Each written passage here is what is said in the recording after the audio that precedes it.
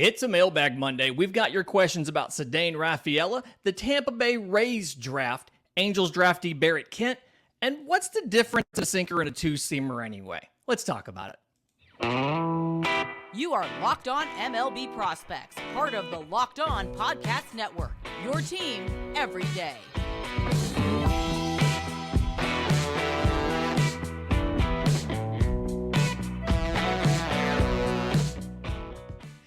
Yes, welcome on in to Locked On MLB Prospects, your home for all things minor league baseball. I'm your host, Lindsay Crosby, freelance baseball writer and podcaster. Thank you for making this your first listen.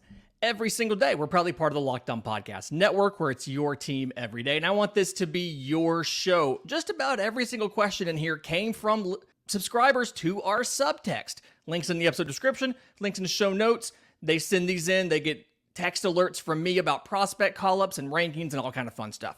So the first one is I got, I'll say, challenged somewhat. I mentioned on a pod recently that I have been down on Ceddanne Rafaela of the Boston Red Sox.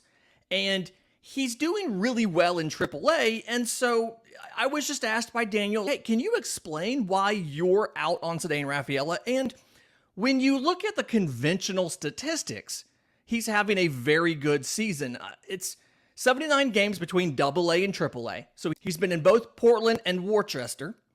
297, 337, 492 slash line. 12 home runs, 38 extra base hits in those 79 games, 16 walks to 76 strikeouts, and 31 of 42 on stolen bases. He's playing pretty good defense. The speed is plus, the arm is plus, the defense considered to be around 70 grade in center. And so the surface stats make it look and sound like Ceddanne Rafaela is absolutely deserving of a top 4, top 5 prospect in the system, backside of the top 100 prospect ranking and all that kind of stuff. But when you dig into some of the numbers, there's things here that I just specifically don't like about the batted ball profile for Ceddanne Rafaela. And I'll acknowledge that there's things that I'm surprised about. The barrel rate, 13.2%, is surprisingly good for a guy that is reported to be 5'9", 165. That's more power than you would expect to see. Again, 12 home runs feels pretty good from a guy who's 5'9". But the big three metrics that I like to look at when it comes to evaluating the prospect, and it's really just dependent on can we get this information for them, is contact rate, chase rate, and 90th percentile exit velocity, okay? Contact rate tells us how good is their hit tool, how good are they at putting the bat on the ball, which is obviously a very important part of hitting. The chase rate is how aggressive are they at the plate, and how susceptible are they, or could they be, to a pitcher's stuff.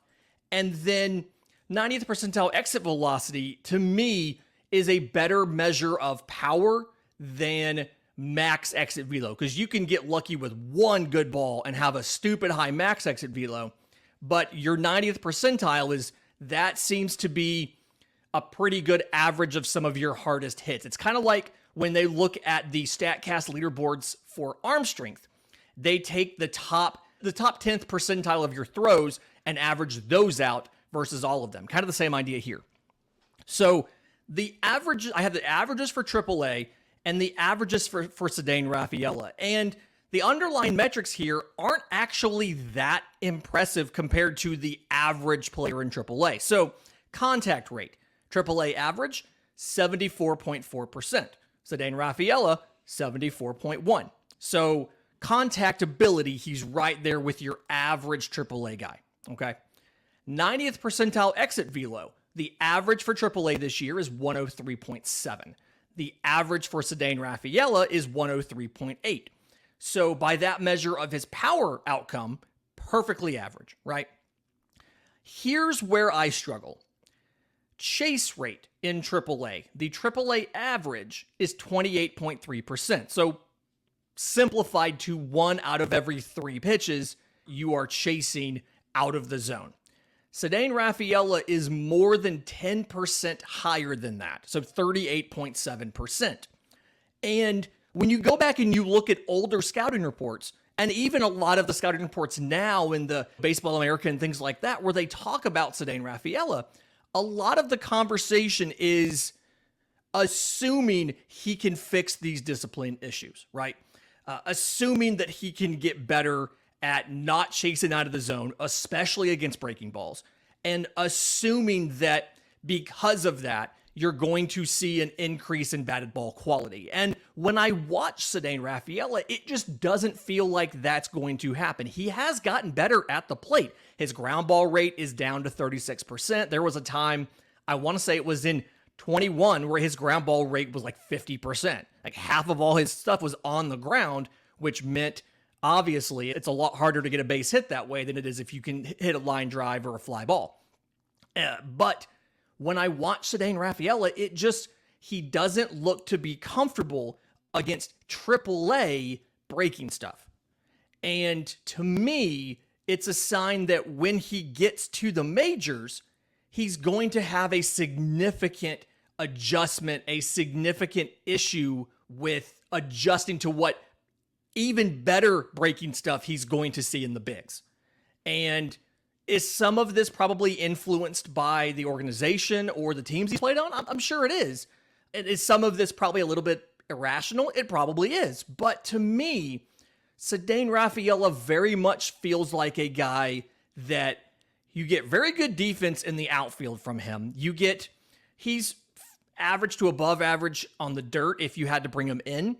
But I just don't see the ceiling for him to be an everyday regular that is able to contribute positive WAR offensively. It feels like defensively he'll be able to help you. I mean, he could be a Gold Glove candidate center fielder. Like, that's how good his defense is. But offensively, it just doesn't feel like he's going to be able to be disciplined enough, watch enough breaking stuff go land out of the zone without swinging, where he's going to be able to get hittable pitches in the zone. And in the message, I was asked about they cited the fact that I talked about his walk rate. He's walked 16 times. He's walked twice in 19 games in AAA. He has a 2.6 walk rate. The average in AAA is 11.6. His strikeout rate is right close to average, 22.2% in AAA, 23.1% for Ceddanne Rafaela. But the issue here is he's just so aggressive and doesn't really seem to have a logical approach at the plate, where it makes me wonder, is he going to be able to hit enough at the major league level to actually make a difference offensively? And if you can't hit enough at the major league level, unless you're playing for a team that is desperate for the defense, is willing to take a black hole on offense, you're not going to be a everyday starter at the major league level. And I think the upside here, if Ceddanne Rafaela does figure it out, I think the upside is something like a Kike Hernandez, right? Who could play some shortstop, who could play some second, who could play some center field, probably better in the outfield defensively than Kike Hernandez is, but it just doesn't feel like that's an outcome that is likely to happen with Ceddanne Rafaela for me, and that's why I'm a little bit lower. I'm out on Ceddanne Rafaela versus a lot of other people, especially when it comes to fantasy baseball. And in Dynasty, I have no use for Ceddanne Rafaela because we don't really care about defense other than, is your defense good enough to keep you in the lineup? And I just don't feel like he's going to be able to make an impact offensively. I'd love to be wrong, but that's just kind of what it feels like. In just a minute, I've got a question about how Tampa Bay did in the draft. We'll get to that next right here on Locked on MLB Prospects.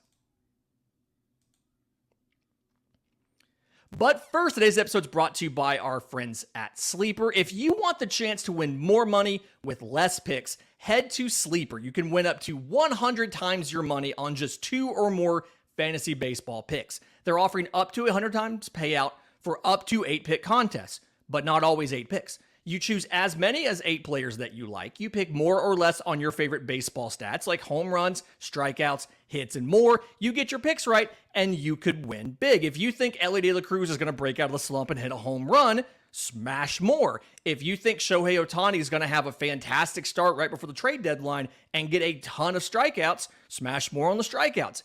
Entries can be made in 30 seconds or less. It is that easy. They've got safe and fast withdrawals. So use promo code LOCKEDON and you'll get up to a $100 match on your first deposit. Now, terms and conditions apply. See Sleeper's terms of use for details. They're currently operational in over 30 states, though, so check out Sleeper today.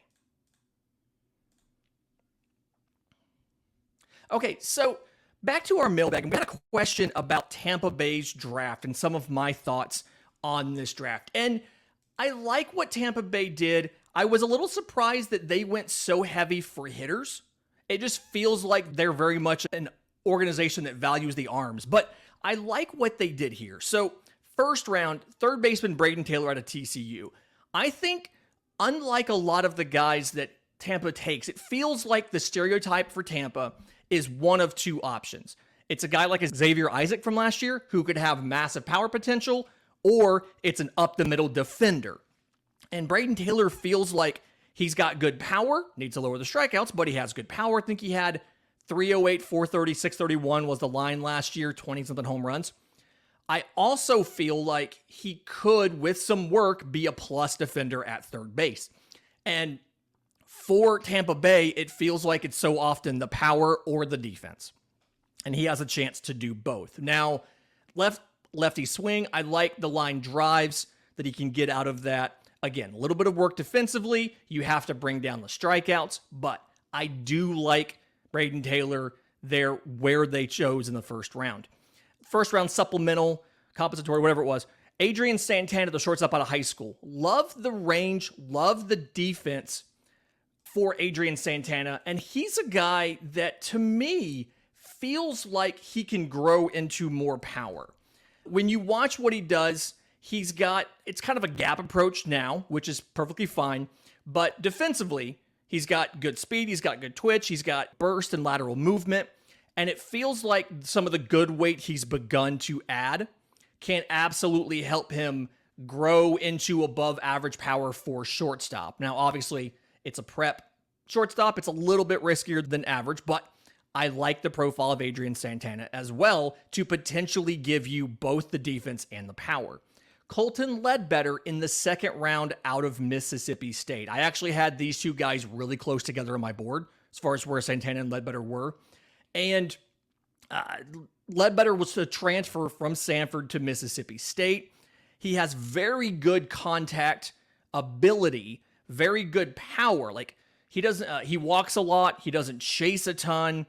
And again, the power is really good, but he struggles sometimes as far as the contact quality he is so good at making contact that when he doesn't have a pure swing decision, a good swing decision, he can still make contact, but it lowers the overall ceiling of how the power plays because of it. Yes, this pitch is 2 balls off the plate, but if he swings, he's going to hit it.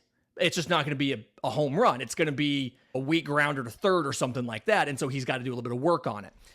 I do think that defensively, he's going to get stuck in left field simply because the arm isn't necessarily great or anything like that, but I do like Colton Ledbetter as far as you do some work on the pitch recognition and he can be a thing.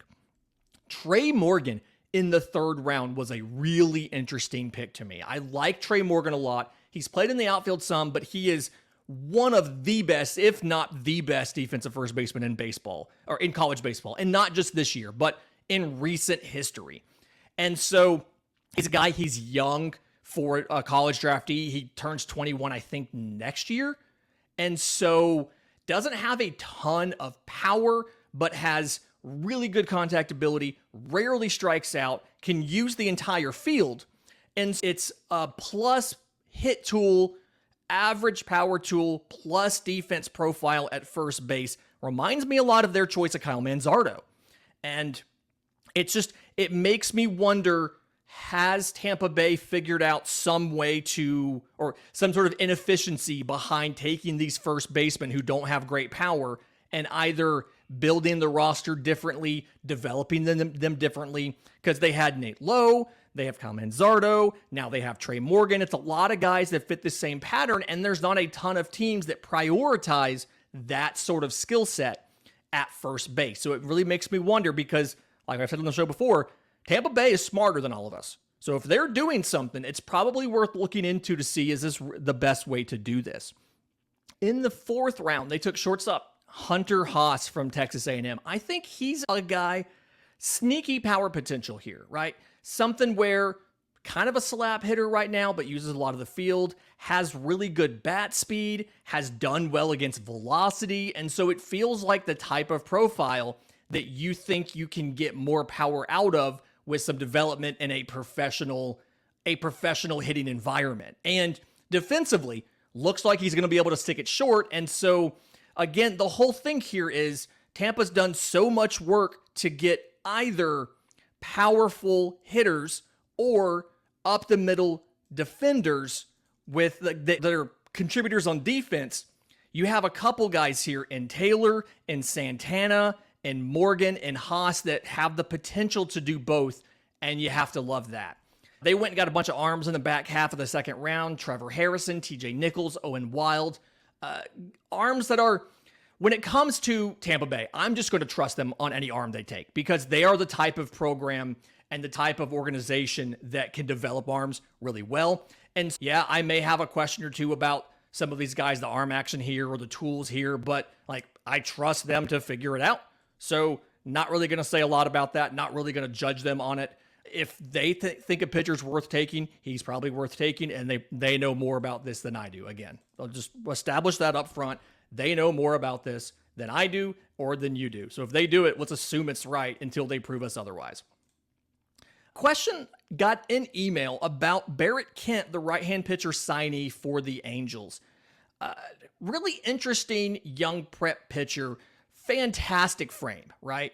Very good athleticism. Delivery is smooth and repeatable. Fastball sits 92, 93. He can touch 96 with it. He has a slider and a changeup as well. They're inconsistent. You see that a lot with these prep kids, especially if you have a good fastball. You don't have a ton of those extra parts. I think a big thing here for Barrett Kent is the mechanics need to be consistent. The release point, stuff like that on all those secondaries. The question is going to be, can the Angels build that in there? I don't believe they have a pitching lab. They don't really do a lot of that kind of stuff. And so my question is, as he continues to develop now as a professional goes into the minors at age 19, can they work on the mechanical stuff, the consistency of the release point, so that slider, that changeup can all stay on? And how does he develop? It's a prep righty, so it's obviously a risky profile, but I think he could work out really well if they can make it work. In just a minute, I made a correction last week where I corrected myself and said, I'm sorry, that was a sinker, not a two-seamer, and somebody asked about it. We're going to talk about that next, right here on Locked on MLB Prospects.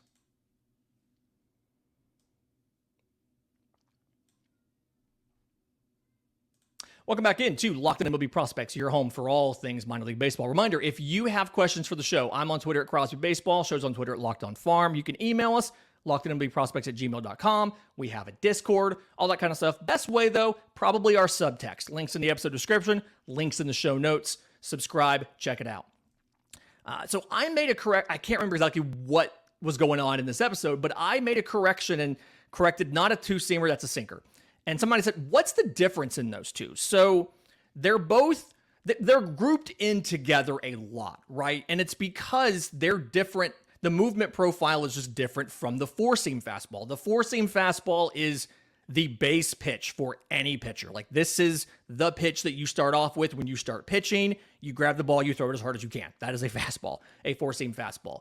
Professional four-seam fastballs are highlighted by the fact that they have a lot of induced vertical break, meaning that when you watch the pitch come in from the pitcher to the catcher, they don't drop as much as you think they should because of gravity. It's a function of the spin. The harder you can backspin it, the more it'll stay up in the zone versus what it would do. And so you elevate the fastball. The idea is the hitter out of the hand sees the fastball and mentally expects it to land in the zone for a strike, but the backspin on it makes it stay up. Now, the difference in this and a sinker and two-seamer is these both move towards the arm side as they come to the plate. So you throw it and you may be aiming for the dead center of the plate, but it's going to come in. If you're a right-hand pitcher throwing to a righty, it's going to come in on the righty's hands because they have arm side run. Now, both a sinker and a two-seamer have about 15 or so inches. That's a good goal. It's 15 inches of horizontal break, right? Movement towards the arm side. So a righty throwing it to a righty, it's coming in on the hands. The average MLB sinker is 15 inches of horizontal break, okay? The difference in these two is the sinker has less vertical break than the two-seamer.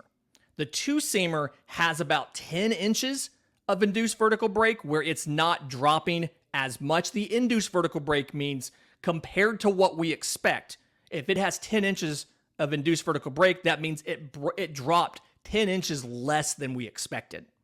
Induced vertical break is movement that it didn't have, in essence. The sinker has less induced vertical break. It's somewhere between 5 and 9 inches.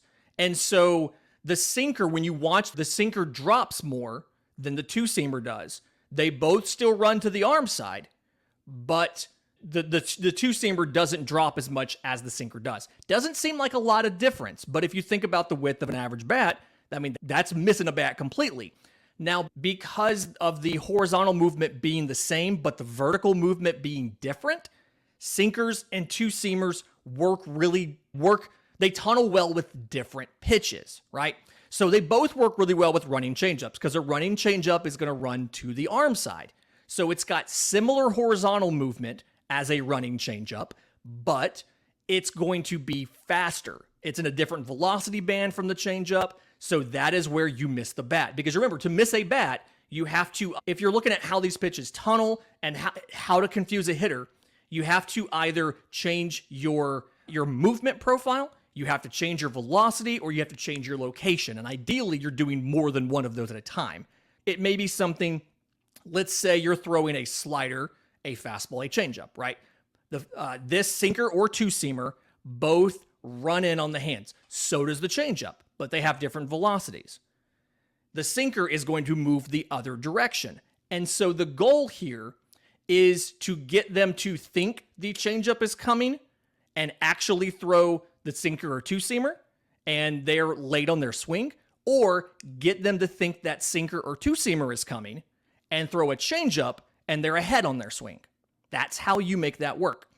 Now, again, because of the different movement profiles, because the sinker has less induced vertical break than the two-seamer, so the sinker drops more. Because of that, they tunnel better with different pitches. So if you are a changeup, fastball, gyro slider guy, which if you remember, the gyro slider has the bullet spin and it doesn't move because of the spin. The only movement on it is gravity, right?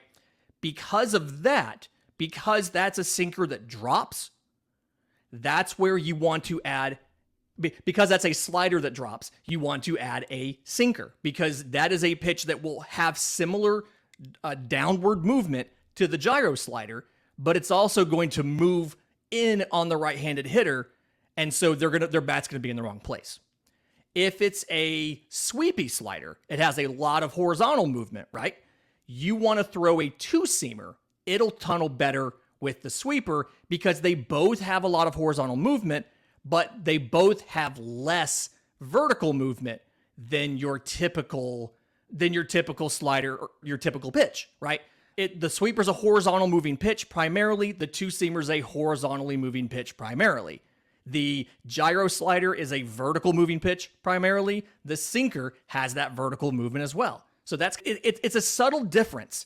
And this whole time, you're trying to get side spin, so it's all down to the pointer finger, the placement of the pointer finger, how much force comes with the pointer finger on the ball. But the idea here is they are separate pitches. A lot of people, myself included, just group them in and say sinker/two-seamer, and they are technically different pitches.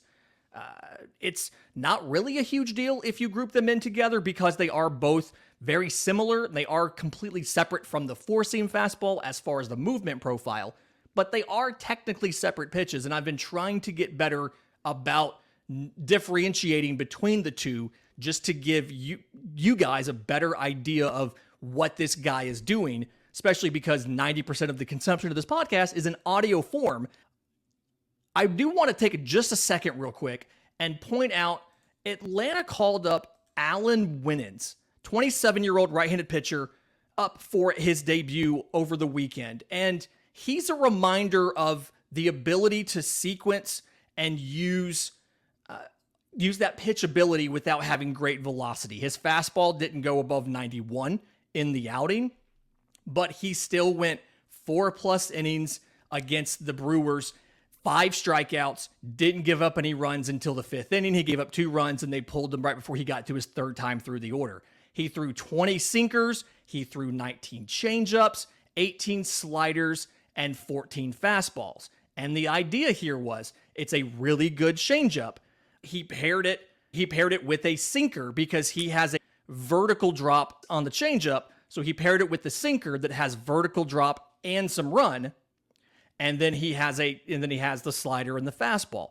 It's a reminder that you don't have to have overwhelming stuff to succeed in baseball. Now, is Allan Wynans ceiling that high when his fastball is at 91 miles an hour? Probably not.